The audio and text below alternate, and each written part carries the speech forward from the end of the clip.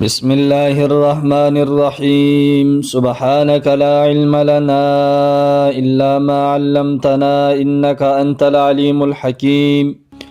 تمام ناظرین کو ہدایت اسلامک ٹیچنگ چینل پر خوش آمدید کہتا ہوں۔ آج کے اس ویڈیو میں آپ کو حدیث کی روشنی میں یہ بتاؤں گا کہ ہر انسان کے ساتھ ایک جن اور ایک فرشتہ ہوتا ہے۔ اگر آپ ہمارے اس چینل پر نئے ہیں تو ضرور اس کو سبسکرائب کریں اور گھنٹی کے بٹن کو ضرور دبائیں۔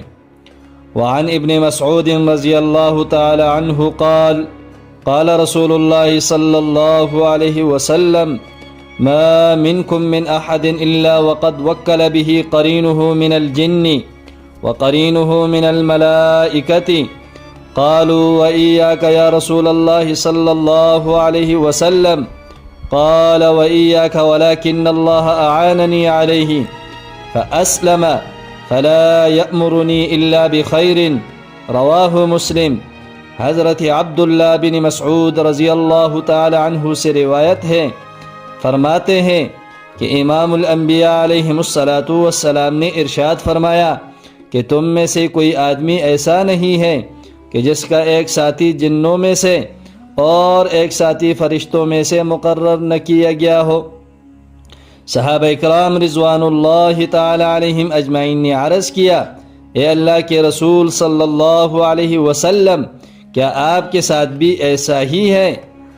آپ صلی اللہ علیہ وسلم نے ارشاد فرمایا، ہاں میرے ساتھ بھی ایسا ہی ہے، مگر اللہ جل جلالہ نے مجھے اس جن سے مقابلہ کرنے کی مدد دے رکھی ہے، اس لیے میں اس کے مکر و فریب سے اور ضلالت اور گمراہی سے سلامتی میں رہتا ہوں۔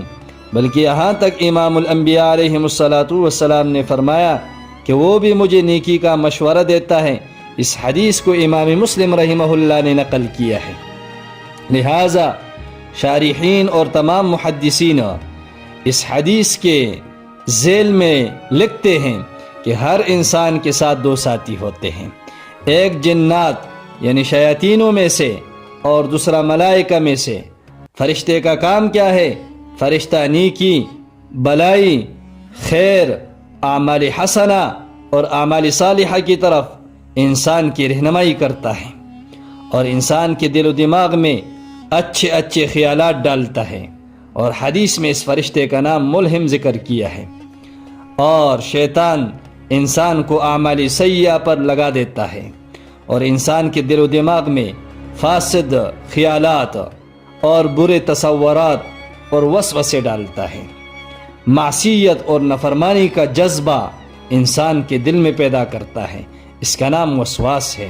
اللہ جل جلالہ سے دعا ہے کہ ان حدیث کو سن کر ان حدیث کے اوپر صحیح معنوں میں عمل کرنے کی توفیق عطا فرمائے۔